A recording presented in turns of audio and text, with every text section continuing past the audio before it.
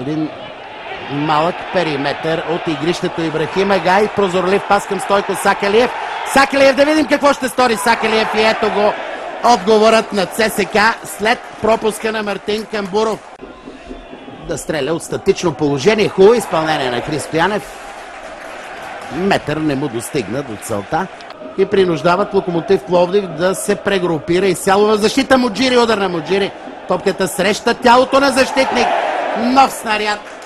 Мал шанс за Тодор Янчев. Армейците са на ход. Емил Гаргоров. Много добре видя Евгений Йорданов. Какво ще направи Евгений Йорданов? Удар и греда.